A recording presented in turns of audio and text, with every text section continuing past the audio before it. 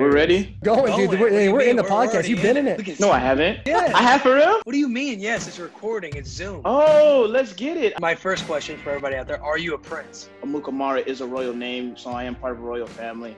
And so, yeah, I am a prince. Bussin' with the prince. And the argument was always you had a better highlight tape than Reggie Bush. It wasn't as nice as Reggie, but it was up there. I don't even kiss my son on the lips. No offense, Tom Brady. Shout out to Tom Brady. No offense, Tom Brady. I would say a savvy type investor. I would Google top startups, and then boom, I'll just set a call with the CEO like, hey, I'm interested in learning more about your company. It gets swept under the rug, but you got a 100% guaranteed deal that year. Yes, I did 100%. But you like the one-year deal out of it. Yeah, because I mean, you're just betting on yourself, betting that you're gonna go off that year and you're gonna strike gold the next. This episode of Bussin' with the Boys is presented by Barstool Sports.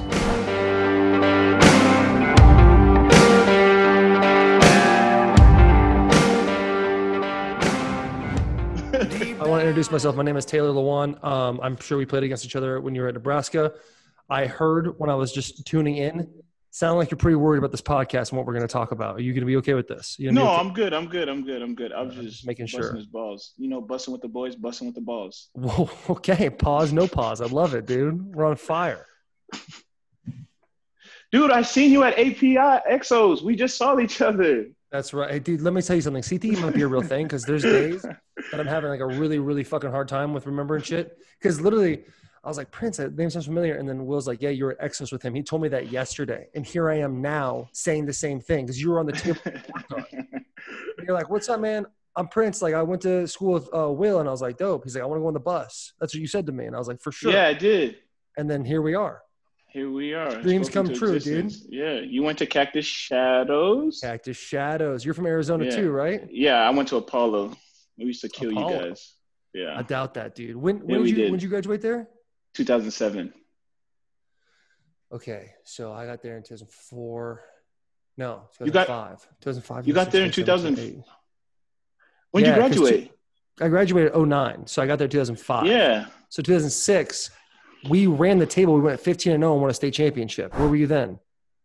2006? I believe that was it. That's a lot. You guys did not win a state championship. We went 15-0 under Chad DeGrenier, the worst high school coach of all time.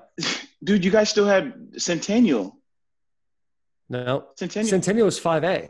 We were 4A2 back then. Yeah. Oh, 4A2. Okay, I was at that was in 2006. So after my sophomore year, we got bumped up to 4A1.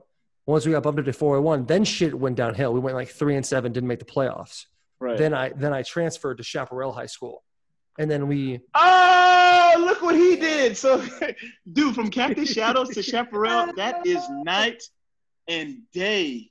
Yeah. Oh, my gosh. I know we're in a crazy time right now, but Chaparral might be like the definition of white privilege. Like, it's out there.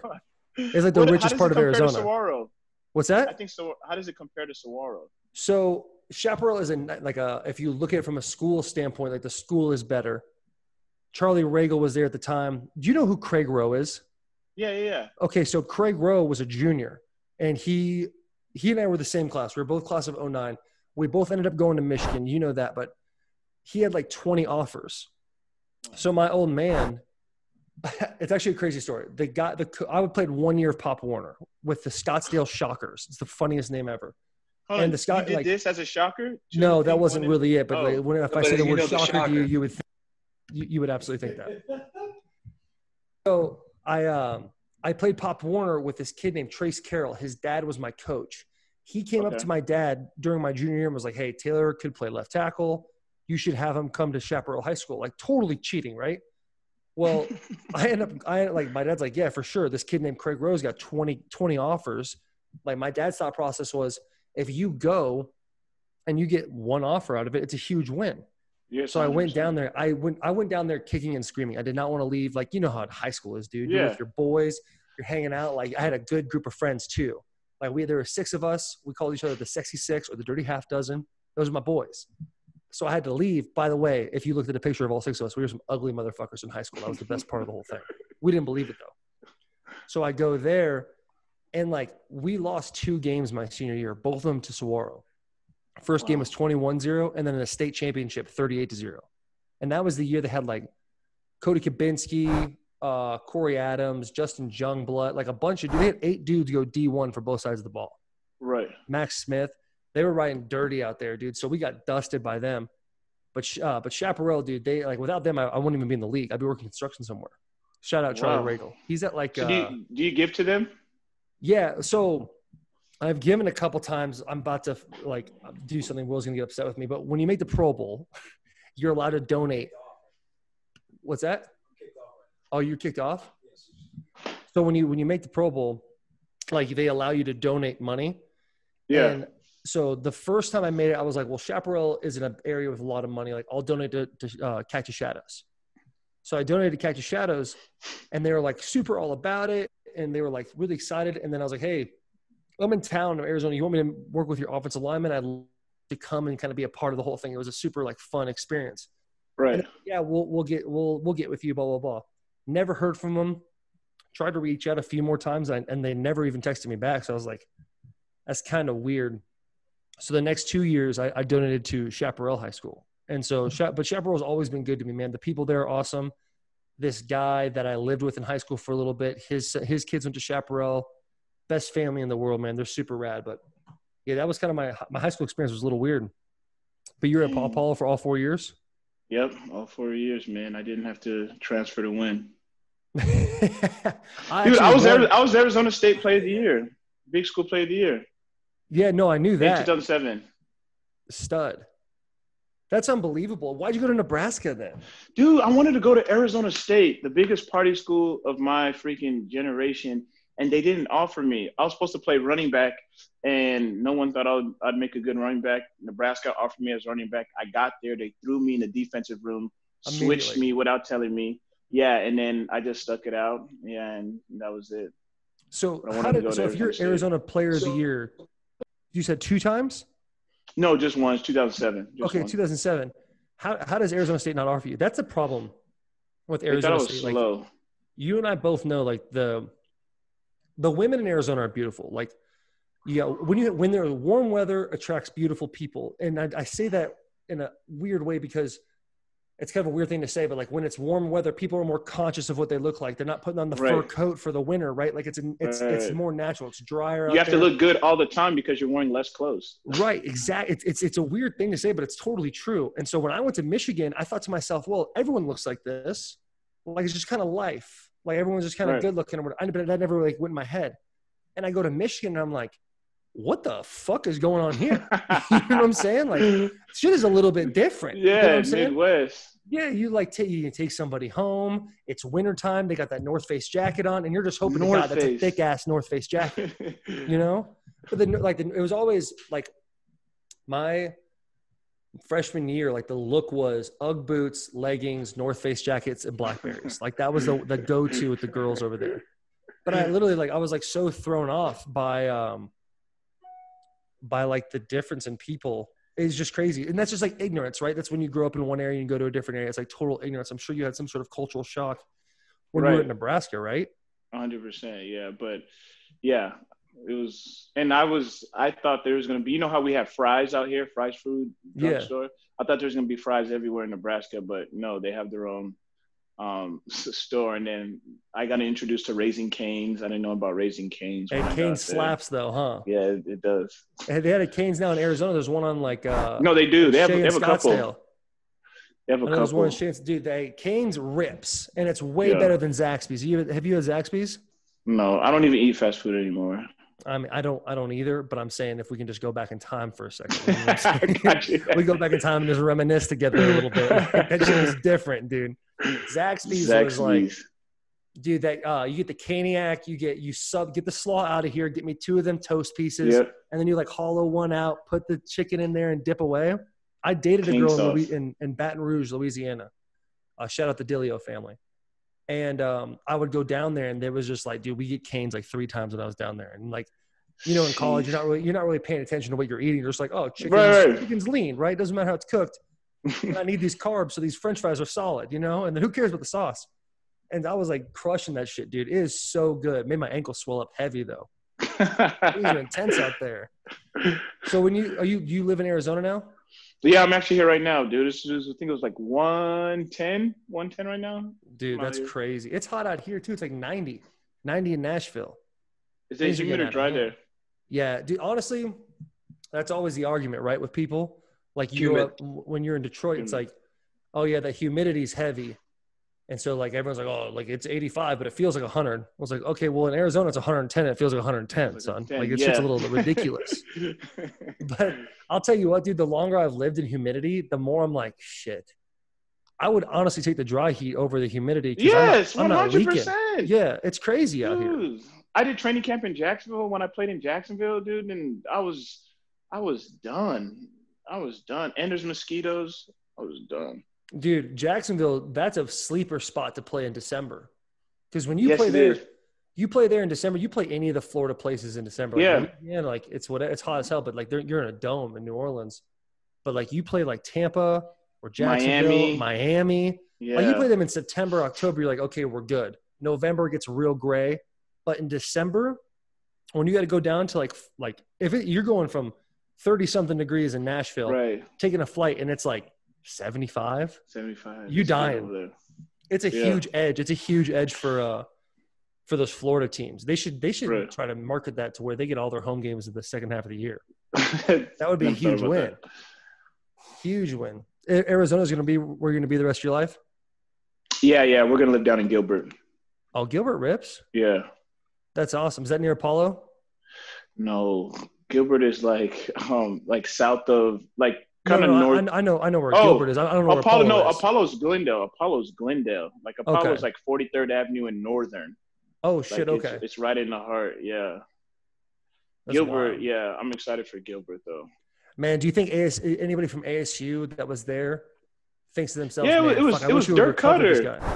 Dirk Cutter, man. It was Dirk. Freaking. Who else was there? I don't know if Erickson was there. Yeah, Erickson was there in 2009. He's the one that offered me. I'll tell you a story about Erickson. That dude. So my second and third offer was I flew to Minnesota because that's where my old man's from, and I did like a junior day with the Gophers, and so like I ran a fast ass 40, and they offered me like on the spot, and then I take a red eye back to Arizona the next day, and go to ASU and like do their junior day, and all I did was really run. You do like a combine type of thing there, right? Well, Erickson's there. It's like 11 in the morning at this point, and Buddy we go into his office, and Buddy pours himself a drink. Like a scotch on the rocks at 11 a.m. And I'm pretty sure Erickson has like 2 or 3 DUIs or something like that. Like this dude, it's crazy. But I didn't even think much of it. My dad's the one that really pointed it out. But he offered me a scholarship with like a scotch in his hand at like 11 a.m. I should have went there, man. That shit was crazy out there, dude. How's that Wi-Fi, Will? It's fine. It's been fun. I've just been listening the whole time. He's like, I'll tell you a story about Erickson. Dude, that's hilarious. We're ready? Oh, we're going, dude. We're in the podcast. You've been in it. Look at I haven't. Yeah. I have for real? What do you mean? Yes, it's recording. It's Zoom. Oh, let's get it. I didn't know. What do you mean? I thought you say something like welcome, Bussin' with the boys or something. Bussin' with the Prince. You need to do something Bussin' with the Prince.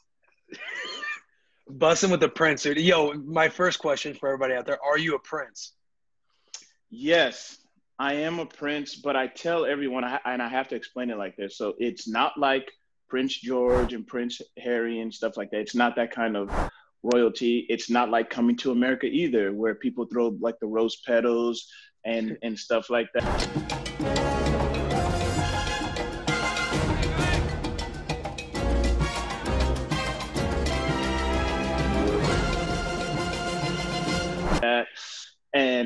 But so in Nigeria, my grandpa, What part of Nigeria? So in Nigeria, it's there's a state called Imo State. That's the name of the state. Like Arizona, like New York, that's the name of the state. And then there's a city. There's a city or it's like a village. It's called Umwokwe. You have to try saying that. And so in the village. My great grandfather, he married like 34 wives, which I don't. Oh, okay. Respect. I don't. Shout out to your grandpa. Whatever, right? But and then so in the village, everyone kind of has the last name Amukamara. So like this village, like most likely everyone has the last name Amukamara, or how we say it in Nigeria, Amukamara. That's the correct way of saying it. So back then there weren't a lot of like you couldn't just call the police and stuff like that. So they assigned chiefs and kings to the village to kind of reign the village and stuff like that. And so Amukamara is a royal name. So I am part of a royal family. And so, yeah, I am a prince and stuff like that. So when I do go back, I do get some kind of like special treatment just because they recognize the last name and they know I'm part of a royal family. And, you know, you get a pretty nice career over here in America. Yeah, very true. Yeah, true. You have siblings too, 5 siblings? Yes, man, all girls. Princess, Precious, Promise, Peace, and Passionate. Yo, I love that every time. Hey, Taylor, they're all P's? The 5 P's? Yeah, they're all P's, dude. They're all P's, yeah.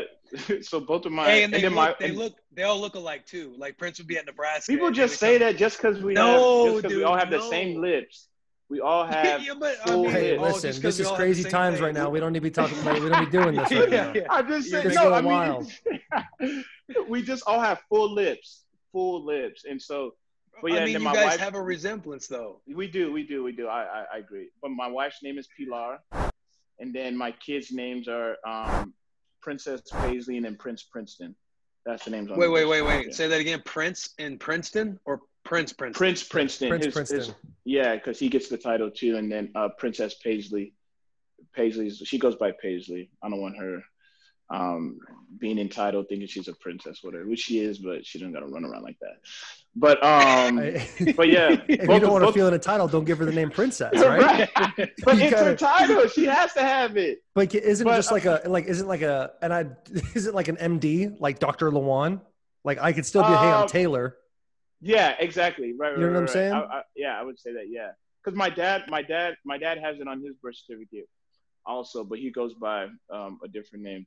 But I'm bragging about my sisters. Both my sisters, 2 out of 5 of my sisters play basketball at Arizona State, and one of them continued her career overseas. Playing in France currently, and played on the Nigerian national team, and they qualified for the Olympics, which got canceled. But shout out to her. Promise. Let's go, yo. Hey, your mom too, dude. I was looking at your stuff. Your mom was in the Summer Olympics in 1994. Yeah, she was in the Olympic. The trials. Yeah, she ran. She ran track. So I guess we get her speed from her. What do you mean you guess? Yeah, well, my dad tries to say something like he played soccer and stuff like that. Dude, my dad's like 5'3", 5'4". My mom's like 5'8", and stuff like that. But yeah, my dad tries to. Hey, that must be a weird little gig. 5'3" and 5'8". 5'8", right. One went to the Olympics. The other one's, Prince. Played soccer. A prince, a 5'3" prince. Or is your daddy king? What is So in order to be king, he would have to live there, and something that you kind of like not campaign for, but like because there's other people who's a chief and can be king over there also. So he would have to I think run for it or something. Gotcha. You were earlier. You and Taylor were talking about coming out of high school playing in Arizona, and you were the the Arizona Athlete of the Year. Yeah. Is it like the Gatorade Player of the Year? Would that no, be it wasn't. It wasn't Gatorade. I think Everson Griffin got that my year. Agua Fria. Shout out Everson Griffin. Fria. Yeah. But hey, remember in the locker room, the argument was always you had a better highlight tape than Reggie Bush. Does he really? Who started that? You were. You guys would talk about you and the Arizona boys would always talk about how good your offensive highlight tape was coming out of high school, because back then it was like, you had the rivals and people you could only watch highlights on YouTube. So it's like, hey, Prince, man, even though he's a DB, he had like the best offensive highlight tape I've ever seen. Like Eric, it wasn't. Eric right. It wasn't as nice as Reggie, but it was up there. It was nice. Reggie Bush has arguably like the best highlights ever. I know. In high school or in college? I guess college. Yeah, college he was just like stupid. Oh yeah, college. Yeah, it was ridiculous. Wait, okay, and this is a little off topic, but this is what I do all the time, so I apologize. But do you think it's ridiculous that the USC, which is honestly one of the schools I wanted to go to, USC like took away his Heisman Trophy? Like regardless of whether he took money or not, like he still did that. Like you can't just be like, Oh, I got hundreds in my pockets now, so I can definitely run faster. Like, there's no way it's crazy. Yeah, I mean, I think they did it as I don't even know. I think just to show that, like, hey, we weren't a part of this, and like we have to, the hammer has to come down on someone. But yeah, I think they need to give that back. And he's still, I think, didn't you see him and Matt Leinart still went there and they were commentating there and stuff like that? Like, get the hell out of here, really? Yeah, I think so. 100%. They went there with the commentating under the USC like brand, like USC brought them in, or what? No, they were commentating, I think, on the USC football game, I believe.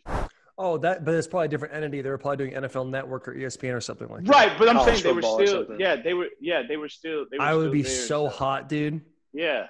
That's crazy. You do so much. What happens if he doesn't give it up, dude? They come in. It doesn't matter if you give it up. If someone was like, if I won the Heisman and someone's like, hey, Taylor, you cheated, I'd be like, okay, but I still did it. Right. And they'd be like, give it back. I'm like, okay. And I literally go walk down the street, go to the nearest trophy store, be like, hey, can you guys just make me a replica of like the Heisman Trophy? Like, I'll pay for it. Yeah. And they'd be like, okay, well, what name do you want it? I'll just do Taylor Lewan, 77, then put like 2013 Heisman Trophy winner. Cool? Right. And they'd be like, yeah, I guess so. And then that'd be it. And I'd put it there and be like, yeah, I won the Heisman Trophy. Look it up. Yeah, like if Reggie still tweeted, like if he tweets, I'm still the Heisman Trophy winner. Yeah. Right. Yeah, that would be so stupid. Savage. Hey, that team was so – back then, that was when I was in high school. So, like, it was the Florida Gators. It was Texas. That's when Texas was hot. And then USC. Yeah. Those were like the three teams. They were loaded. They had Lendell White. Dude, they always put out quarterback. John David Booty, Matt Leinart. Matt Castle. Carson was there. Matt Castle. He was a backup and he got drafted. Ray Malaluga. Remember that? Clay Matthews. Taylor, all three of them at the same time, bro. I went on my visit to Nebraska my senior year, and that was the year that USC came to Nebraska. Oh my god! And just dummied them, dude. I saw like Taylor Mays. I saw like Taylor Mays in the warm-ups, and you're just sitting there thinking like, yo, this is a college football player. I'm like, dude, they were so swaggy. Like I think they dubbed us in the first quarter, like it was 21-0, and then it was a timeout or something, and then they were like.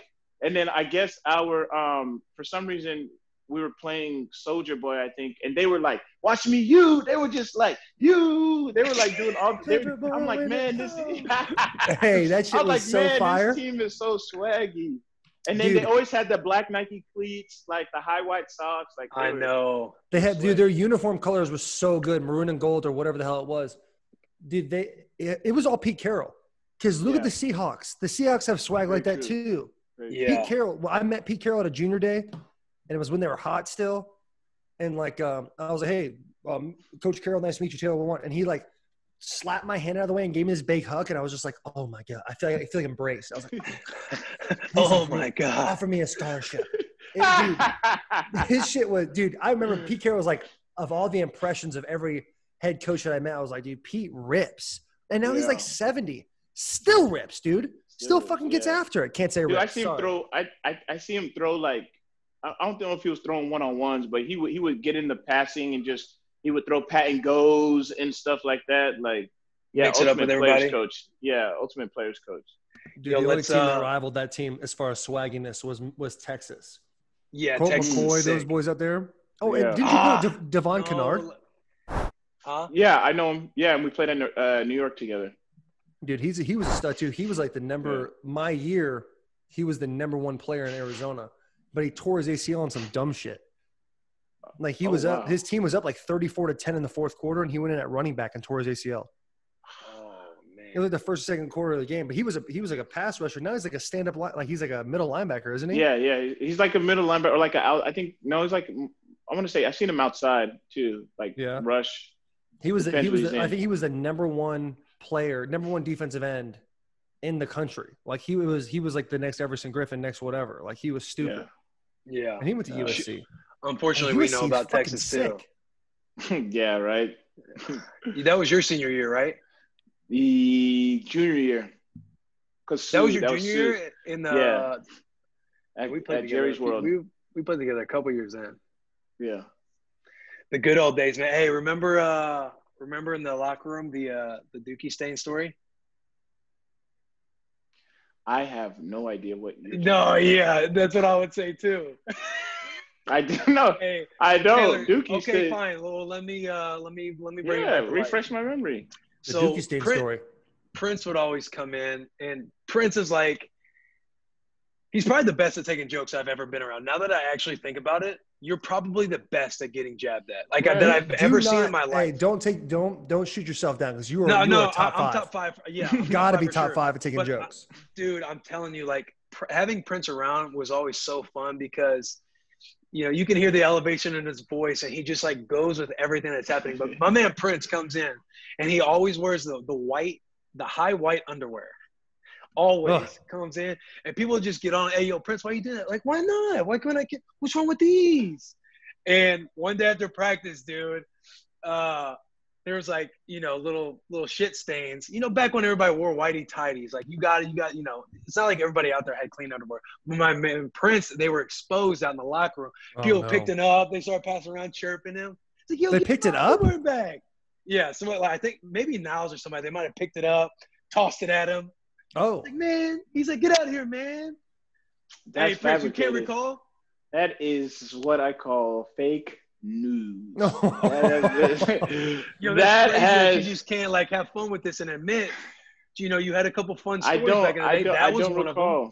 It sounds like you're actually not the greatest at taking jokes as of this example right now. I do remember. I don't remember that as vivid, but I do remember something like that. But were they really mine? Yes, they were. You're like you're one of the only dudes who wore the white. Maybe they weren't Dookie things. There's no way. Balloon, white underwear. Bro, that happened to everybody. I don't know what it is about athletes in college, but the male asshole must be the dirtiest fucking thing in the world, dude. I know, that shit was everywhere in the locker room. Dudes take their shorts off, and I don't know why it's always exposed. Like, you take your underwear off, and you look down, you're like, what the fuck? Do I even wipe, dude? No, dude. Do I even wipe sometimes? That shit's crazy. My asshole. I feel like when you get older, you start like taking some serious ownership of your asshole being clean. Don't know why. Serious? Hey, yeah, you're right. Hold on. So are you admitting to bleaching? No, I don't bleach. I'm not against it, but I don't bleach. Put words in his mouth, Prince. I'm asking. You said, wait, are you admitting to bleach? Admitting to bleaching? Yes, I'm trying to help support him. And is he trying to just say come out and say, hey, I bleach my asshole? Here's what I think happens with showers. And I don't know why we always talk about assholes on this fucking show, but here we are again. In college, like dudes in the shower, they wipe and they kind of like put their butt cheeks in the thing. Like dudes are doing legit, like prying their asshole apart, like getting that thing in the league. That's like a pro move. And you're witnessing this. You've seen prying your butt cheeks apart and doing it. Yeah, because dudes will be talking to you. And like, yeah, Prince, hey, man, that was the hell of a pick you had the other day. That was awesome, man. We got to run that blitz again. And your fucking asshole is exposed. But then it's just that water is just draining on it, dude. Some people pee in the shower right there in front of you. I do that. Listen, I don't mind doing that. Dude, Prince would do that and talk to people in the middle of the shower. He would just, face him, body language, face him, and just start talking. Like, people like, yo, Prince, like, stop trying to pee near me. Oh, you nasty, Prince. Hold on. Are you nasty, Prince? This podcast is over, my guy. I'm going to address the pee story, and then I'm going to talk about the butt thing. The thing about the butt thing is when I saw somebody like, because usually guys use rags and stuff like that, right? I seen someone use their hand going like this, wipe like, and then like, I'm like, you use your hand? Use the rag. I have before. Oh my God! Yo, I have before. I don't prefer that. I'm just saying. Oh my! Say I stay all night. Fuck, Will. Say I stay all night at Taylor's, and there's no rag or nothing in the shower. Hey, for the record, he's never spent the night at my house. You're soaping your hands up. You kind of soap once, do your upper body, soap again, legs, soap again, balls, and then you gotta put a nice coat on your hand and go back and hit a little bit. What else are you gonna do? Here's what you do, Will. I'm glad you asked because I was just about to go into it. You clean your body, and then you put the towel on, and you go sit down on the toilet, and you fucking go wipe that asshole. But then you get the little like cotton balls. Little cotton balls. Not if you use baby wipes, my guy. Not if you use baby. Them toilet paper dingleberries, dude. I'll tell you. So if you're admitting to that, you're saying you have hair. Oh, I have a hair. Yeah, I mean, anybody who's been in the locker room probably. Oh, Con's probably. Will has a very hairy asshole. Okay. See. Wow. The amount of times I've been face to face with that thing, he is a very hairy asshole. No, hey, Prince, address the pee story now. The pee, I was taught, and I've looked it up too. So you were taught this? It was confirmed that pee is an antiseptic. It cleans. So you pee on your feet, athlete's feet, you pee on your feet, clean your feet. So that's why. The weird part that would come in though is he said, "What the antiseptic?" The weird part that comes in is like you're having a conversation, and peeing towards somebody on the ground. Like I understand that you're like, yo, if you got peed on, then hey, it'll be okay. But if you're intentionally facing somebody, trying to be funny, trying to be Prince, that's where it gets a little like. Did you just use Prince as an adjective? Yeah. I mean, technically, Prince could be that's a compliment. Be used as an adjective. It's not just a name; it's also like a title, which is a noun. But you know what I'm saying? Yeah. But that's all I was saying. Taylor, what were you searching? Antiseptic. Antiseptic, whatever the fuck he said. Hey, I know you're running. You're not remembering all these memories. I know you remember boxing, our little boxing ring in the Nebraska. Yeah. Do you have the videos? Dude, I took on Sue. I don't know if they're. I took on Ricky Tenars. I took on who else did I? Did I take on Niles for real, dude? I did. It don't matter. I still took him on. He says it don't matter. You got in the ring and obviously got frontal with him because I remember I was a young buck, and right when he started to press you, you ran off. That doesn't mean you faced him. Taylor, you ran off though. You ran off. It was like, Prince, dude, he's all time. Like at the end of the summer workouts, it'd be like the last day, right? Before training camp or before we got a little break or something. I don't know. But we would always have, after last conditioning, we ran 4 quarters. Taylor trains with Dobbs, so he knows exactly like what all this means. Hey, shout out James Dobson. He does? What a great strength coach. Absolutely fucking love James Dobson. James Dobson is one of the greatest strength coaches of all time. Fucking love that guy. So hang on, Prince. We'll get into a couple of Dobson stories. Hey, Prince, hold on. But after the last workout, when we do 4 quarters, we'd all come in the locker room and there'd be a set of gloves for each side. And people would just start like making people go in the ring to box. And just, it was kind of like, I don't know, the summer end fucking Fight Club. Right. What's rule number 1 of Fight Club though? I know. When I said that, I was like, oh shit. Hey, you fucked up, my guy. Fight Club. Do you think they still do that in Nebraska? No, I mean, I would assume that was more like a locker room. It wasn't like the coaches told you to do it. They actually got mad when they would find out about it. Yeah. What reminds, every time I see you, Taylor, I think of Nicki Minaj and the dude from Migos. Was that Nicki Minaj? No, Cardi B. Cardi B and the dude from Migos. That song. I see you surf the web, huh? For the I do anything for clout. They do anything for clout. Do anything for clout. They do anything for clout. Dude, that was the funniest. I was like, man, who'd you do it with? What other lineman was Quentin that? Nelson. Shout out to Nelson. Shout out to Colts. From Indy? Yeah, it's my boy, dude. Well, why is your reaction like that, Prince? Because from Indy? From Indy. What'd you say? I didn't, because I wouldn't. I stereotyped him. I'll say that. I don't know nothing about him, but I wouldn't have thought. I wouldn't. I know he's a monster on the field, but I didn't know he was. Was like swaggy like that. Like I didn't know. I'll tell you what. Quentin Nelson has come a long way, dude. When I first met him, he wasn't that he wasn't swaggy, but he was like still finding himself a little bit. And I think the next year he's like rocking a handlebar mustache sometimes, talking about girls sliding his DMs now. Like he's kind of got a little piss and vinegar to the boy now. I'm a big fan of Quentin Nelson's development from a social media standpoint, from a just being a boy, dude. That guy screams for the boys. Screams it. From the rafters, from the fucking top rows. We need you two, Prince. What'd you say? Scream what? So I said we need you two, Prince, to scream it what? for the boys throughout the year. You need to How do I do that? Just say it out loud, really loud. Yeah, just say, hey, it's a boys. pretty self-explanatory thing to ask. I know it really is, dude. Hey, I need you to scream for the boys. Well, how do I do that? Yeah. I thought it was more figuratively. Oh no, it's a legit for the boys. It's just simple. The boys. It's like a call recall thing. Oh, so it's just the boys. Yeah. Oh, that could be it too. Okay, That's solid. I don't mind that at all. Okay, we don't mind that. But here's my issue. Hey, Will's about to get on your ass about that. Hey, okay, we don't mind that. But listen, let me tell you something real quick. Florida, not long ago in Miami, we're in the NFLPA meetings. You're the first player ever come up. Innocent old Prince. Love seeing Prince all time in my book. You're going to talk about not understanding how we do the whole For the Boys thing, but at the same time, come up to me and ask, yo, how do I invest in Bussin' with the Boys? I want to be one of the boys. You want to invest and have equity in Bussin' with the Boys, but you don't know the first thing about what we're about, what our cause is? All I know is that Bussin' with the Boys was everywhere. Is it Bussin' with the Boys or Bussin' and the Boys, first of all? Okay, strike 3 and 4. Strike 3 and 4.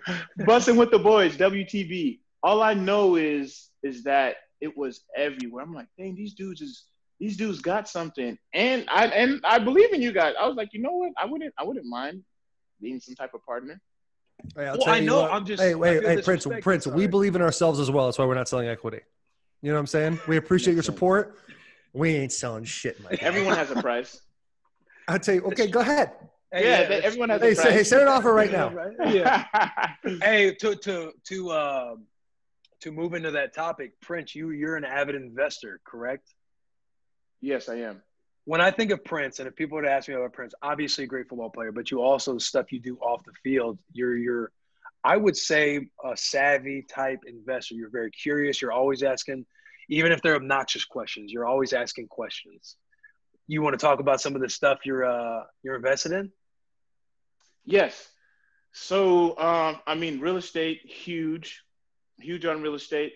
I've been in companies. There's a company called Ember, I was telling you earlier, which is a temperature control mug. There's this, I don't know if you guys know anything about cloud, but there's this cloud company that's, I have to keep it on the wraps, but they're going to go IPO soon. Peloton. Oh, you're in Peloton? Peloton. Yeah, I have exposure to it. I have exposure to it. Sorry, I have exposure to it through a fund that I'm in. So it's called a fund of a fund. So what would happen is venture capitalists, big VCs will plug in a whole bunch of money into like a Facebook, and we'll say, hey, a fund will say, hey, can I get some exposure to it? Can I ride your coattails to it and like bring in like $10 million and get in with them? But the VC has already done the work and they're plugging in like 100 million and stuff like that. And I'm part of this fund. Like I probably put in like 50 grand or whatever, but then I just get exposure to it with a whole bunch of people. And you're in Open Doors, right? Open Doors. Yes, sir. Yes, sir. I always give Blake shit that I couldn't get in when I was like asking in the beginning. And you were always the athlete that they love the most, dude. You're right there with Blake Lawrence. Shout out Blake Lawrence and the boys at Open Doors. Yeah, they gave equity. Hey, they gave equity. Drift off, look in the distance. Yeah, the cloud computers thing, you say you kind of keep under the wraps. But like 3 or 4, not 3 or 4, maybe 2 or 3 years ago, there was an article that came out by Forbes that said the new like gold mine, the new gold rush is going to be marijuana and cloud computing. Yeah. So I can see that because with cloud, I mean, you can not hide, but you can just store. It's like a floating store. You can store anything up there and then access it wherever. You can floating do so much. Store. You can store anything. No, I said storage. As he looks up, it's like floating storage. You can store anything up there, dude. Dude, just put it up there. That's got to fuck with the environment or something like that. You know what I'm saying? You can't just put things up there and not expect something to happen. Do you know what I'm saying? Yeah. Hey, you see that dumbass when COVID started, you see that stupid thing people were saying about like 5G? Like 5G is the reason why COVID started, but there's like 100 and something countries. That conspiracy stuff, yeah. Dumb as shit. Speaking of COVID, dude, me, my wife and kids, we went to in mid-January. We went to Singapore, Vietnam, Cambodia, and Tokyo, all within like 2 weeks, like mid-January.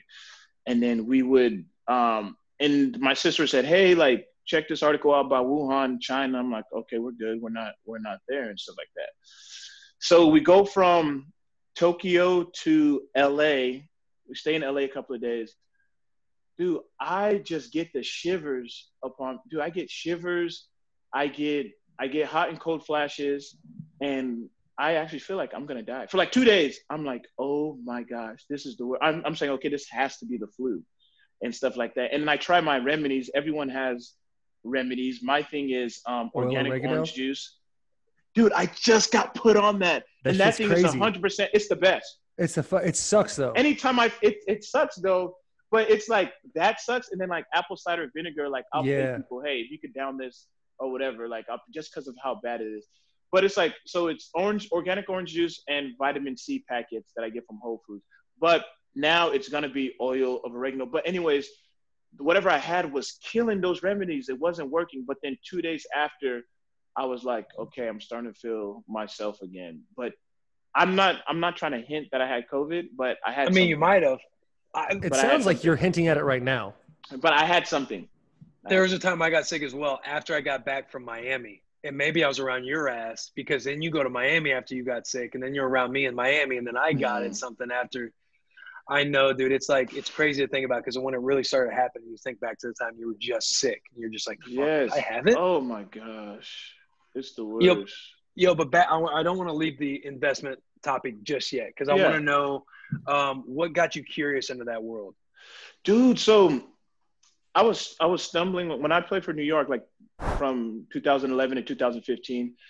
Dude, I just started watching Shark Tank, and I was like, okay, I see Mr. Wonderful, I see Mark Cuban, I see Barbara, I see Robert, I see Raymond, the FUBU dude, and I see the people come and pitch, and I'm just thinking like, wow, like this is like you can come up with your own idea and sell it. Like these are just regular people who have an idea, put it together, put some legs on it, boom, present it to someone, and they can invest in it. So I'm thinking like, so I was like, okay, two things happen. I was like, okay, these are some cool stuff. I like it.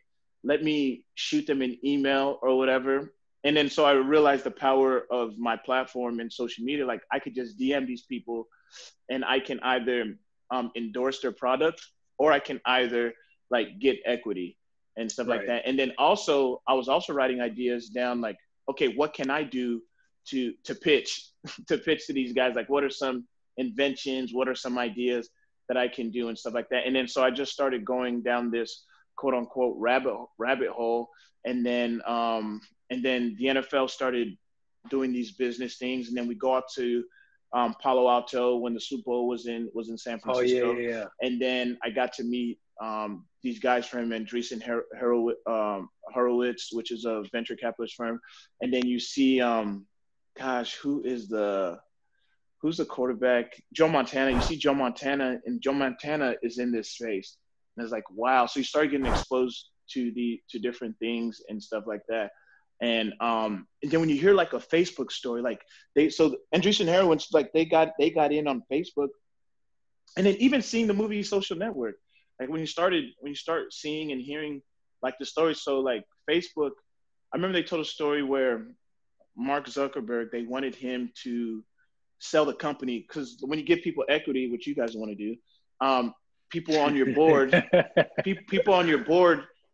are able to make decisions for you because they have equity and they have say too. So I think they were telling Mark, like, dude, like someone wants to buy us out for $1 billion, like sell the company. So what Mark did was like, okay, you know what? I'm gonna buy you out. Held on to the company, never sold it. Now look at it. Dude, he bought freaking WhatsApp for $23 billion and stuff like that. He bought Instagram for $1 billion. He bought Oculus, the VR company, for whatever and stuff like that. And so all those stories and just interacting with those guys are inspiring. So yeah. So you took a lot of initiative, and I only ask because I feel like athletes, and I think everyone's getting better at talking about what they do, but guys come in and you're always curious. I know for me, when I was coming in the league, like I wanted to like pick people's brains on like what they're doing outside of just football, because football's going to be over. I feel like guys have a hard time sharing everything they do because if it fails, then you don't want people to know it's failing. Very true. But also like, even if you're doing something that's doing well or successful, sometimes you struggle with telling everybody what you're involved in or how you can potentially get them involved. So that's why I ask. And it seems like you just took initiative off of like watching Shark Tank, seeing stuff that just sparked your curiosity, and then you took initiative by DMing and started asking questions. Yeah, and dude, DM, that's how I was getting on my deals. I'll see a company I like I would Google 2019, 2018, 2020 top startups. And then boom, I'll just set a call with the CEO, like, hey, I'm interested in learning more about your company. And I'll ask for the CEO. Like here's a cool one, Clear, right? The airport. Yeah. So me, my wife, and our kids and our nanny, I'm not trying to flex on you guys. and our nanny. And our nanny, we're going through an airport in I forgot where we were, but in say Indiana, and we were going through. There was a long line, and the people at Clear were like waving us down. I'm like, you know what? We have TSA pre-check. Let me see what this Clear thing's about. And then so I mean, it's self-explanatory. It's Clear. Like you clear through everybody. You go through, and they use biometrics, like your eyes, your fingerprints. Now you don't even need an ID. I don't even go to airport with an ID because they measure it by my fingerprints and by my eyes. And so I just have my ticket, and I look into this thing. They scan it, boom, and it says Clear. And then you just go. And then I'm thinking, wow, they're going to disrupt the industry. Like they're changing the game. And so they also do it at stadiums now. You just have a Clear thing, boom, you just go through. So I reached out to them because I wanted to invest in them, and they told me like they're not picking up investments, but they did say like, hey, we're gonna open a Clear in Chicago. We do want you to be a part of it. Hey, we are gonna we saw you just paid for it. We're gonna refund you. We're gonna refund your family for it and stuff like that. So now I'm on their radar, but just like little stuff like that. Do you worry with a company like Clear? Like that's an easy way to gain, like from like a conspiracy, yeah. Like you know where I'm going with this. Like yeah, gaining information. Like now your fingerprints on there. Now your eyes are on there. Like that's a good way for the government to keep control of like keeping track of where you're at all times. I know, I love it. Shit's a little crazy. Like that shit kind of worries me, dude. But how would they use the information to keep track of you? When you register in the cloud, like we were talking about that before. Right. When you put all this shit up there, it's not like, do you know what it looks like? Is it like is there a vault up there that holds everything? Like there's so many ways. There's a vigilante / terrorist group, depending on who you ask, called Anonymous.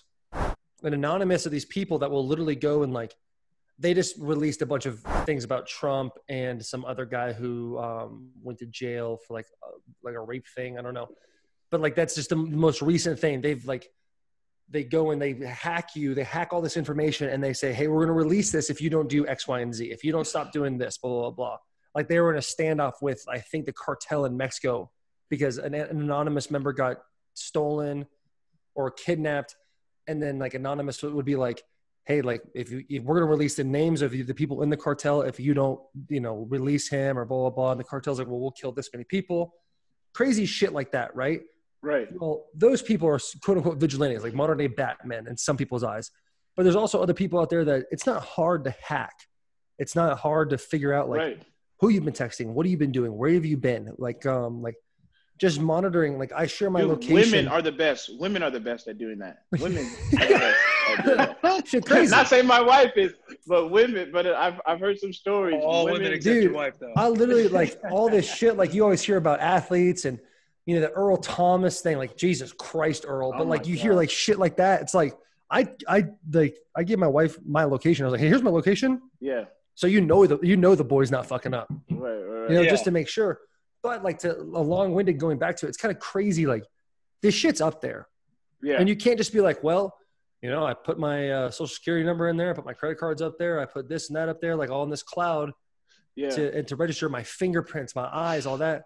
Like if that got in the hands of somebody wrong, like shit could get super fucked up. Right. And like, especially with 2020, if you look back and I'm literally like, Will and I talk about this all the time, like conspiracy stuff, right?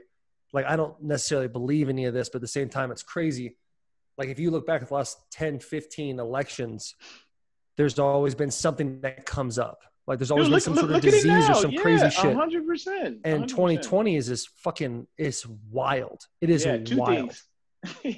It's three things. It was COVID, the Hornets, that it was kind of a bust. Remember the murder hornets? The murder hornets. The murder hornets that are coming now. All of a sudden, they're coming across North America.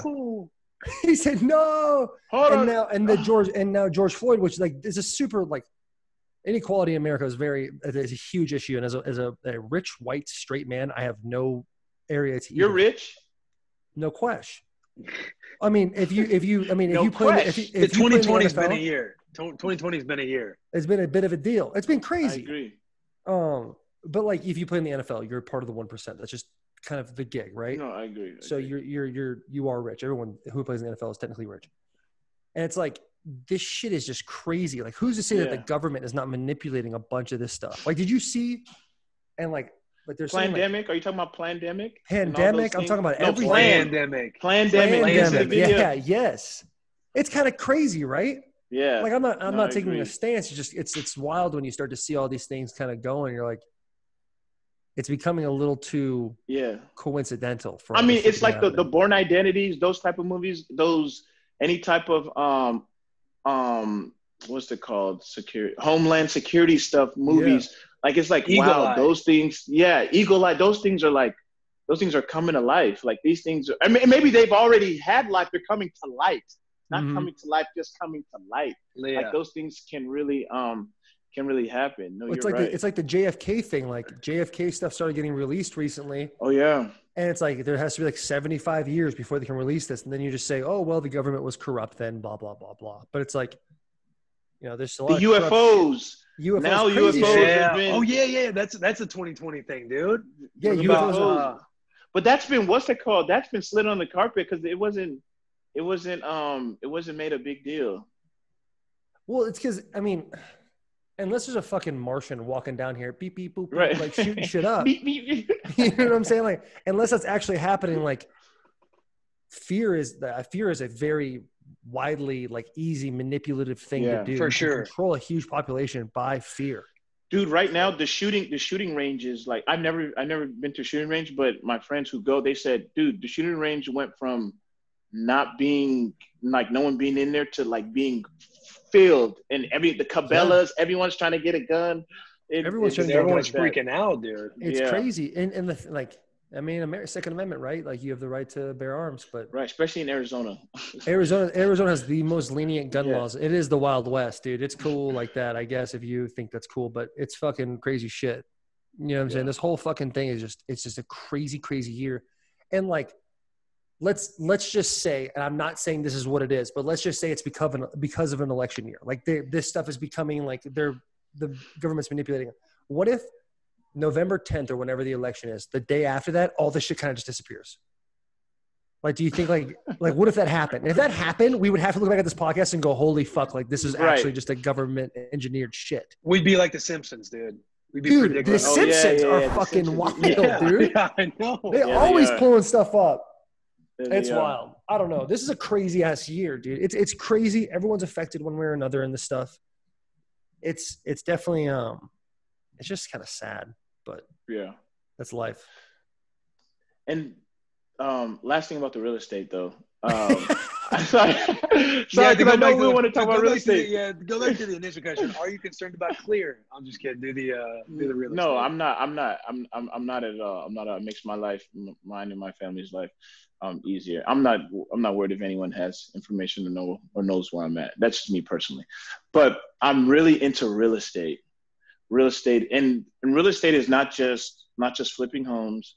It's not just buying rentals. Like there's so many ways you can get exposure to real estate, even just by lending your money to real estate investors. Like I love Airbnbs right now, dude.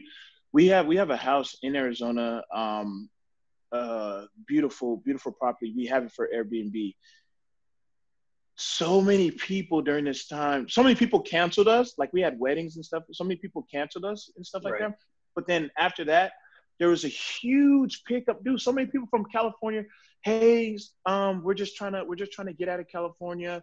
Right now we're locked down. We're just yes, and it's just a drive here and stuff like that. Because Arizona, we were open. Like we were one of the first people open. Like we were open like very fast, and we were just like crushing it. And then I see a lot of requests for, because spring training's out here, so sometimes we have families, like the baseball families come in, stay here and stuff like that. So real estate is, dude, I love it. And you talked about being connected with Derek Morgan too. I assume he's big in like the opportunity zone stuff. Yes, yeah, he's like my deal flow guy. Like he gets so much stuff comes across his desk, and he's not afraid of like putting other guys on and teaching guys also. It's weird. My phone hasn't really vibrated from a deal flow that he's got. It's crazy. He texts me all the time about stuff. Does he? Yeah, we're in a different class. I was like, damn. Than Will Taylor. We're in a different asset class than. Well, he said he was joking. Then Will? You guys are for sure. I'll tell you what. Will owns 50% of Bussin' with the Boys, baby. Don't sleep on it now. Don't sleep on him, Will. Hey, tell him. The boy's on the come up. He's on the come up. It's a slow climb. 30s are going to be a good 10 years for Will, man. It's going to be a good decade. We were just talking about podcasts about Joe Rogan's, dude. That 100 million to Spotify. I can't believe that's how it works. I thought Joe just got on the scene like 5 years ago. I'm like, man, this dude. But Will said no. He's been in his. He's been doing this shit forever. Wow, that's awesome. Like webcamming before, like probably back when it was like just shit on, like podcasting. Like, why would you do that? He's just steady doing a webcam. You know what I mean? Just storing content up, just having content. Will was telling me a story, not a story, but like something came out about the highest revenue grossing like podcast, and Joe was something by a certain amount, and then there was a huge drop off to 2. What was it, Will? It was like Joe Rogan was like 30 or 35 million a year that they estimated that he was bringing in. The number 2 was like Dave Ramsey at like 10 or 15. So a huge gap. Dave Ramsey? I don't know who that is. Yeah. You don't know who that is? I mean, I might. Dave Ramsey? Well, let me pull up the Google. I think he's a Christian dude, but he teaches everyone about like. Yeah, he is. He's big Christian. Principles of money. He's very much how to save money, like no debt, and he actually has real life testimonies. Like, hey, everyone comes on and say, hey, I follow the Dave Ramsey. Yo, Prince, I did my practice squad year, my rookie year. I did the envelope system. What is that? It's where like, so obviously P squad, they make, like it was like 102,000 my rookie year. Yeah. So you're thinking still when up there I'm in the top tax bracket? For sure. But as I'm talking about as a practice squad guy, you're thinking this might be the only year I'm in the NFL. So this might be the first shot of a 6 figures, probably for who knows how long, maybe a couple of years, whatever. So I'm trying to like budget it. And so it's like this envelope system where, say 15% goes to rent and all these percentages that kind of break down and you put them in classes. And he's a big, like, if you're like getting out of debt or like you're really strict and disciplined, like using cash instead of a debit card, because there's studies that having a plastic card in your pocket, you're 15 or 20% more likely to spend because it's not like you're not visually seeing it. You're just swiping your card. So you would have like cash in all these envelopes every month for like entertainment, food, gas, they'd be labeled and you'd have cash in there. And the moment the cash runs out, you can't spend any more on that subject, on that topic. And that's what I did my entire practice squad year. That takes a lot of willpower there, Will. That's crazy. Pun intended. Hey. Yeah. But think about when you go like from our scholarship checks, which was still nice being a college athlete. Like we got like $800 a month or something like that. But you go from that, and I didn't have a signing bonus for that, so I really didn't have much money starting that first year. It's not like like you guys, I'm sure had a nice signing bonus. So it's like I was literally like you're worrying about not getting cut because the P squad can be like a revolving door at times. Trying to find like a deal, like stay with a teammate, be like Gomes let me stay in his spot. Prince, Dijon. Oh wow, yeah.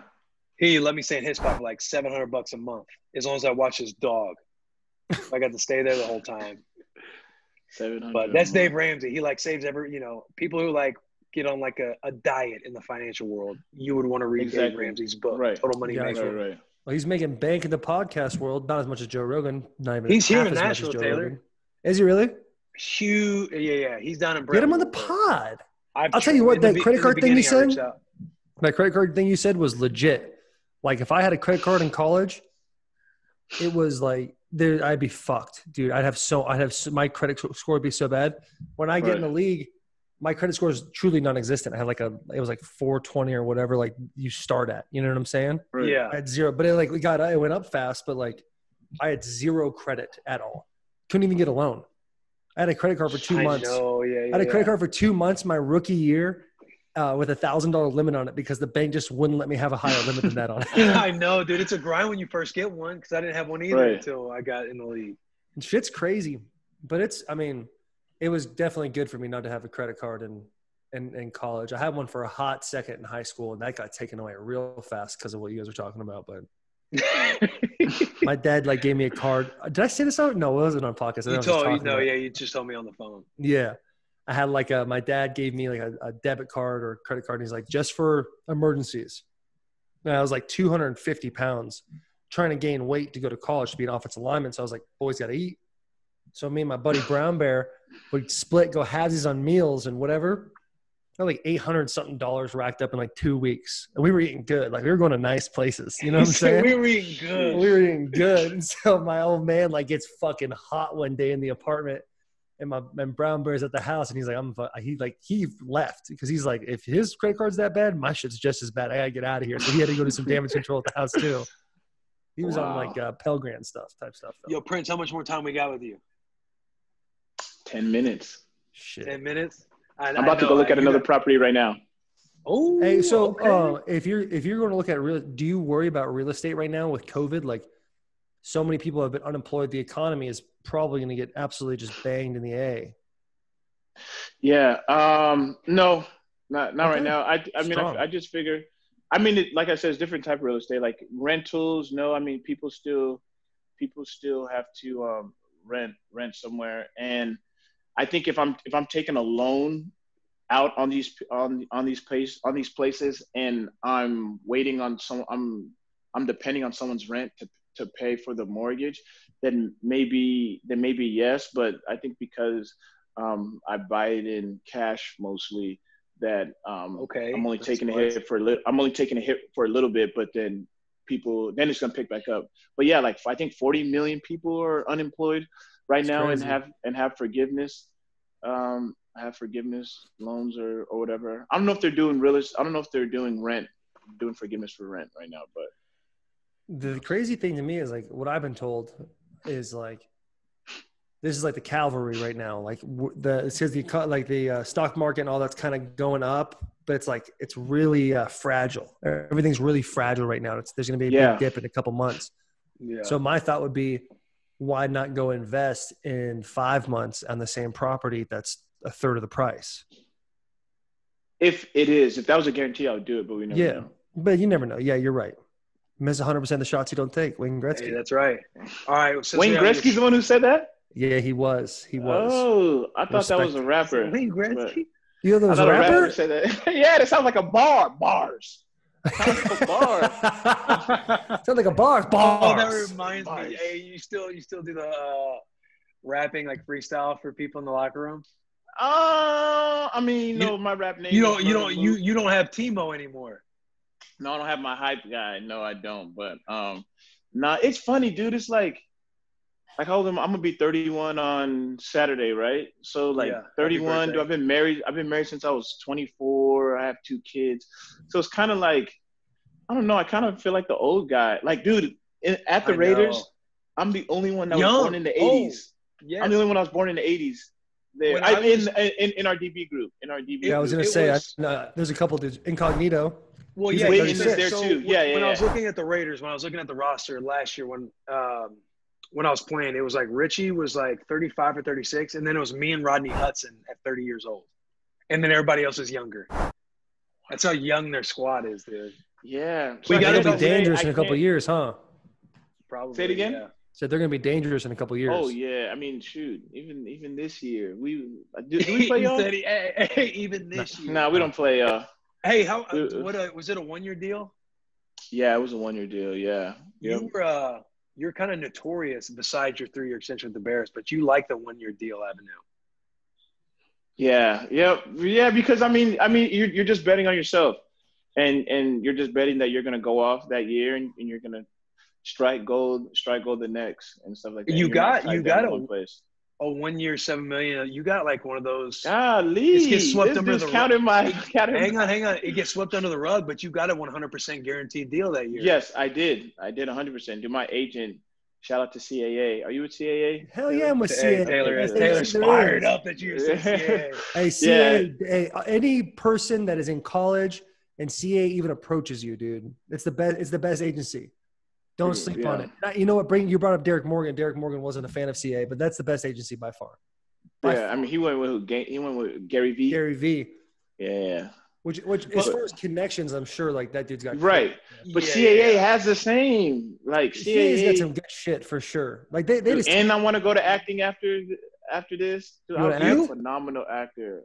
Yes, dude. Listen, when my hair is done and all this stuff, dude, and I put on my English accent, people think I talk like Idris. Promise Idris me this. Elba. Promise me this. You're not gonna go on NFL Network or ESPN. And do an acting segment like my guy Vernon Davis. Oh my God. Was he? Oh, when he did that, the cry. Yeah. Hey, yo.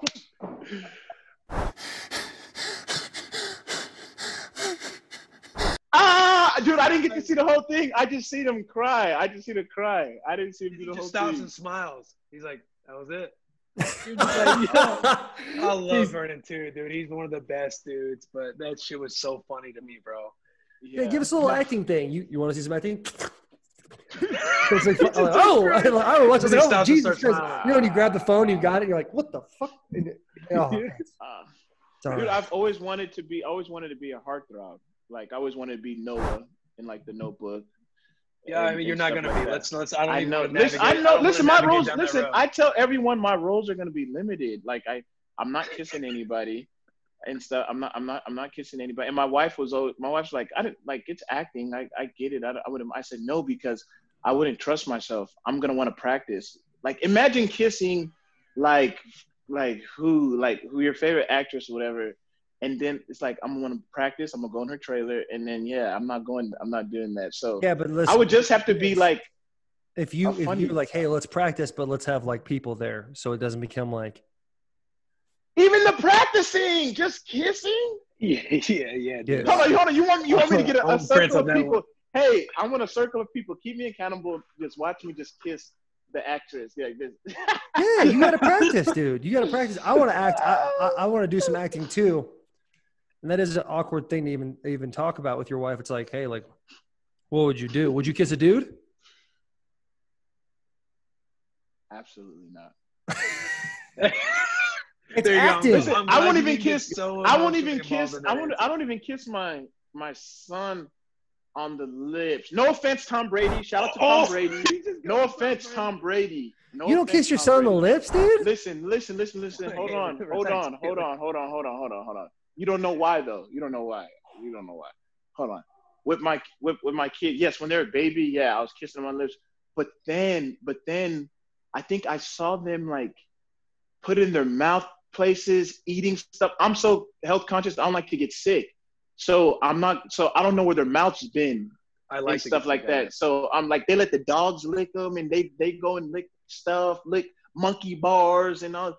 And I'm like, I'm not gonna do. I'm a big dog. But back to your guys' reaction. When do you stop kissing your son on the lips, Taylor? I don't have a son. I don't have a son. I'm talking. I know. I'm but about to if be you a did, girl when do you dad. stop? I'll tell you what. You stop kissing your son when he's old enough to procreate. What? Yes. If your son's 8. Hey. What do you mean old enough to procreate? That could be. Hey, it's like 10 years old. What's your son's name? 10 or 11. Princeton? Princeton. Princeton. Hey, PP. Yeah, Dad? Come on over here. Well, Dad, I got to go with my friends. Come on. I'll see you later, all right? Have a good day. Hey, who loves you the most? All right, I'll see you later. It's fucking – dude, people think kissing – when I'm like, hey, you're going to kiss somebody, it's like – I agree. That shit, you're not doing that. Listen, in America, we over-sexualize things. I agree. Listen, one of my best friends, I'm Roy. Roy, hello. Listen, shout out Roy. I seen him and I hope I'm not exaggerating, but he kisses his mother-in-law on the lips. No. Would you do that? No. Taylor, would you do that? Sorry, I was muted. Would I kiss my mother on the lips? No, it's like we're adults. Mother-in-law. That's an adult. Mother-in-law. Yeah, mother-in-law. I don't even talk to my mom. Like, I ain't kissing her either. But I'm saying, like a mother-in-law. No, I probably wouldn't kiss my mother-in-law. Like, that's like asking me, like, would I kiss Will's girlfriend? Like, hey, Charles, see ya. No, I'm not doing that. I'm saying, but I'm saying it's not our culture. Like, I think in Spanish countries and Latin countries, dude, those cheeks. I think people count this as a cheek right here because I've seen them. People count this as the cheek. Yeah. That doesn't count for me. Nobody's, that's a lip, especially my lips. If you kiss me right here, I'm gonna catch. Listen, I'm gonna catch you. He said, I'm gonna catch you. How much? No, I'm telling you. I tell you what, you need to go give your son a big fucking kiss on the lips, dude. Be like, hey, how old's your son, Princeton? How's PP? How old's PP? He's gonna be 4. Oh my God! Like, dude, he's dying. He's starving for a little bit of love. No, I think if I'm Prince's son though, I don't know if I want Prince kissing me. It's like, oh shit, come on, Dad. Hey, 10 years old. Dude, he's got to get a towel to wipe that. It's not 10 years old. 10 years old's the age. 10 years old. Like when you hit double digits, you can probably start moving away from the kisses. I feel you. But dude, speaking of kids, dude, my daughter, like, she's starting to pick up. Daddy, why your lips so big? And I said, why your lips so small? And stuff like that. Like, dude, kids, seriously, there got to be a kid comedian. Kids are the funniest. I remember my daughter was just learning about colors. Okay, what's the sky? Blue. What color's the grass? Green. What color's daddy? Purple. Listen, dude, I was like, and kids don't lie. Listen, kids will tell you the truth. I asked her, what color's my teeth? Yellow. I don't know. They said they look kind of, and she said, Daddy, your teeth yellow. I'm like, dude, kids, they know, man. They know. That's they keep crazy. It real. Yeah, they keep it real, man. And it's just, you just have to, because they can be disrespectful without knowing and stuff like that. Like you need breast stings. Like, what? That's the thing with kids. It's like when they're a baby, they don't know that. They don't know what bad breath smells like. And then now it's like they just give you this. It's like you have to force a kiss on the cheek. Like that. Hey, I'll tell you what. Like, my daughter, she's not there yet, but I think that sometimes I know sometimes you can like, I gotta brush my teeth soon. Like, my shit's kind of smell. I know my shit kind of smells. Like, I've been eating during this podcast. Like, this shit is what my breath smell. And I'm thinking, like, I'm like tucking my daughter, and I'm like, she's like from me to the mic, like, Daddy loves you. Just like breathing on her. And I walk out, I'm like, yo, did she just almost die in there from my breath? Or like, because she doesn't react. Yo, she's almost sweet. She's like, those masks will remind you sometimes. Gosh, I gotta get a part of Bussin with the boy. Don't worry, y'all. We're gonna revisit soon. I know we are. Hey, give us a number right now. Give us a number right now. I'll make you an offer. Is that okay, let me ask. Is that your acting? Hey, I'll tell you what. I haven't even seen the movie. Italian mob boss is probably not in your not going to be in your wheelhouse, my guy. All right, that's probably not the one. Who did you say you sound like, Prince? Kiss your son. What'd you say? Who do you say you sound like? Well, when I speak in my English accent, a lot of people think I speak like Idris Elba. But anyways, Taylor, 20 million to walk away right now. 20 million to walk away from this podcast? I'm fucking out of here. Hey. I'll leave this meeting right now. Hey, Taylor, no. Hey, Will. If that's 50%, baby, you're sitting on what? That's an $80 million company. Oh, he said to you, though. Yeah. Are you saying 20 million for both? 20 million both. No, I'm cool. You wouldn't do 20 million each? No. We got something 20 million here, each? Taylor, $40 million. Oh, yeah. We're out of here. We'll never pick up a mic again. You want me to wear a Prince shirt and still do the podcast? Hold on. I'll wear a Prince hat, a Prince shirt. I'll wear it all. Time out. I feel like – I don't want to touch. I know all this is probably private information. No. It's okay. Go ahead, because we can just cut it out. Yeah. If we don't like it, we'll just cut it because we own 100% of our company. I love it. We're our own bosses. My thing. I don't know. I just see so much potential. I feel like it's more than 20 million each. That's why. Right now, it's definitely not. No, right now, you're right. No, you're right. I'm sure right now, definitely not. But I've just Let us build it. Let us build it for a year this year, and then we'll circle back in 2021, maybe 2023, and we'll see what's up. No question. I want to. You're trying. The problem is, let me get a merch deals. You agree with us, but you also at the same time you want to get in at the ground level. I know that's what you're thinking. Yes, 100%. I do. How did it come about anyway? Is there an episode I could listen to the story? We'll tell you right now. You ready? I'll take you. We've said it on. I was gonna say we've said it on a lot of different episodes. It's 2018. January 2019. We're sitting at a Chinese restaurant with my brother-in-law and beautiful Will Compton. The Chinese people are very mad because we haven't left yet and they're closing soon. But we're eating. We're talking. You hurry up and buy. Sorry, yeah. Edit that out. Will has been talking about a podcast for a while. He wants to do a podcast really bad. And at that moment in time, at that Chinese restaurant, I said, okay, I'll do the podcast. 3 days later, I flew to Canada and I didn't come back until April. May, we started our podcast. But Will been doing homework for a while. Wow. That's a short answer. How did your friendship even how did it Our friendship basically started on podcast, dude. We met, we started talking about Joe Rogan, a podcast we like. And he's in the cafeteria. Will put me on Dalia. Because I told you about a Rogan podcast I just listened to. Yeah, you texted me the next day or later that day. It was like a drive home, and I remember I was at Firehouse Subs in the middle of driving home from Nashville.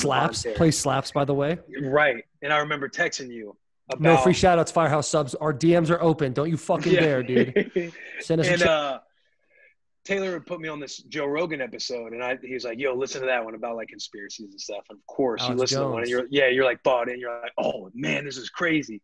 But we literally, that's how kind of our friendship started, was over podcasting. And then in December, I wasn't getting a whole lot of play. So I had a lot more free time. So I started getting into more of the real estate stuff, and I started talking about podcasting more. Charo, Taylor, everyone was like, yo, you should start looking at actually doing it. And so then there was like a night after a radio station, Taylor called. He's like, hey, you're really thinking about this thing, huh? And he's like, I'll do it with you. I'll roll with you. And I was like, it made me feel good because I was like, oh, you got your boy. He'll do it with you. Taylor says 50-50. I say no right away. We're 50-50, obviously. But I'm like, man, like, hold on. Why'd you say no? What did you want to do? So much more work than me in this podcast. He works so much harder than me. So you're the Sophia and Will is the Listen, Prince, I'm going to stop you right there because Taylor and I, we've already none of that stuff's ever going to happen with us. Will does a lot of like the behind the scenes stuff, but my back is sore as fuck from carrying him in every single episode. Okay, well, listen, we're trying to answer Prince's question. You're right. Prince, don't believe that kind of hype. Hey, my knees are going. Bone on bone. Bone on bone, my guy. But then yeah, we got to the Chinese restaurant. Taylor was pressing the 50-50, and we shook hands. Right. But what did you want? What were you initially he wanted offering? He wanted 60-40 and all creative control. And I was like, okay, no. That's not what happened. That's essentially what happened, Will. I mean, if it was for sure legit for real, like, yeah, I would think about it that way. But you're thinking like friendship, you don't ever want shit to like come in between. So you kind of just think about it. Because, I mean, I have everything written down that I wanted to do. And there was like 50-50. And I'm just thinking like, I mean, I kind of just made this, written down all these ideas. I was like, I don't know. And then we ended up shaking. I actually have a question. How many of those ideas did we actually use though? Because there were so many things that we started the podcast with and we do totally differently now. We've switched many things. Like even down to the name, we switched from the beginning. What was the first name? The name was the Dan, which I'm glad we did not use. And Taylor was always saying working title. And then it for sure should not have been that. And then it was like, should we use For the Boys, anything off the boys? And it's almost like you didn't know because we did it on the Titans. So you don't want to seem like you're taking fame and claim from all of the boys stuff that was happening.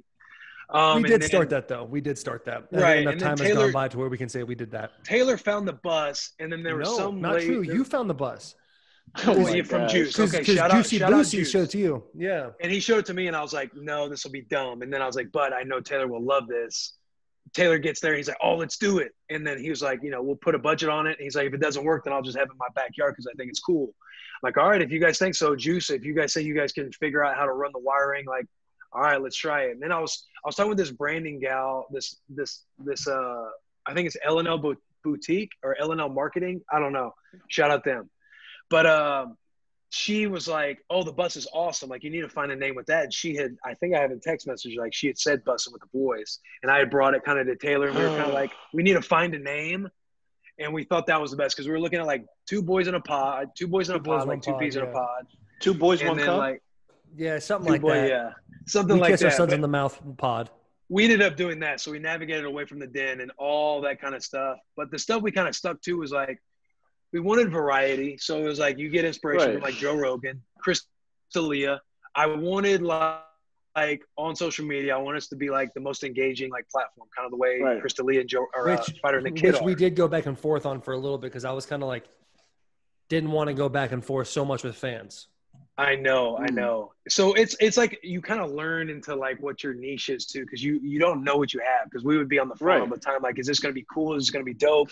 You have to kind of let it unfold and find your way. But we wanted to be high quality, like the really good stuff on YouTube, like showing an experience, like being more than just a podcast. Right. Having clips on social media, talking with everybody, doing the merch. It was just kind of like a learning curve, bro. If you look back on it, it's like we were going by the seat of our pants a lot. And it's like literally just been a year. It's been a year and like a month now. That's crazy. I thought it'd been longer than that. That's crazy. I think you guys just had so much contact with Jalen, and then you've had like who's before Jalen? Vrabel, Derrick Henry, Quentin Nelson, Derrick Henry was this year. Derrick Morgan. Oh, wow. But like as far as like Delaney was our first episode. It was crazy because I know when me and Will released this first episode, we're like, fuck, dude, do you think this is going to be anything at all? No. And then like, I mean, we're closing in on 50,000 followers on Instagram. Like we have dude, the cool thing about Bussin' with the Boys is the people that listen, it's legit a cult. It's legit. Like people are fucking about it. Like, yeah, I think that's how you build a brand. Oh, dude, it's people like want to be a part of it. People live for this shit. Cause I was walking to Urban Juicer on Charlotte Avenue. No free shout outs. Fuck you, Urban Juicer. You better DM us. We love you, but DM us. And like I was ripping around the corner to this other restaurant I won't say because I can't remember the name.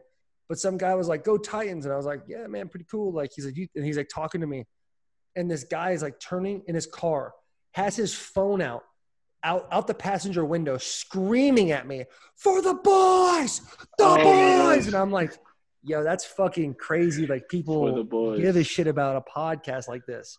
Dude, the people love every single fan listening, dude. You guys are fucking awesome, dude. And if we don't ever give you the time of day, call us out because we love you to death. You guys rip fucking hard. For the boys. The boy got to go. Hey, you're the one who opened up that can of worms. I know. He said this boy got to go. Hey, Prince, appreciate you coming on, man. Yeah, dude, you were awesome, man. Thank you. Guys, gals, people of all ages, appreciate you so much for tuning in to another episode of Bussin' with the Boys. If you haven't yet, please subscribe to the episode on Apple Podcasts, Spotify, whatever platform you're on. We're on there. We have a YouTube channel, Bussin' with the Boys. We would love if you subscribe there as well. If you are subscribed and you want to be more for the boys, unsubscribe and resubscribe again. It sounds funny and stupid and kind of obnoxious, but all of your subscriptions and resubscribing and stuff, it helps in these little algorithm games for climbing charts because, again, we are very organic. You guys, where we're at is because of you guys, so we like to keep it fucking organic and just from us, dude, us versus the world. But we really do. We really appreciate your guys' support. A few of you had questions about merchandise. You can go, our merchandise store is on barstoolsports.com. Go over to shop, and we are under the brand Bussin' with the Boys. You can find all of our gear there. We restock constantly now. If you guys have any ideas, shout us out. If you guys buy the gear, shout us out. We really do love when you guys talk back to us, add us, mention us, put us on your stories, tag us, all that fun stuff. We like grabbing that stuff and putting it on our YouTube episodes. And again, we just love it, man. We love you guys. We appreciate you so much. Keep being for the fucking boys. Keep being a wolf. The biggest of hugs and the tiniest of kisses. We love you. We appreciate you. Tune in next week for another episode of Bussin' with the Boys.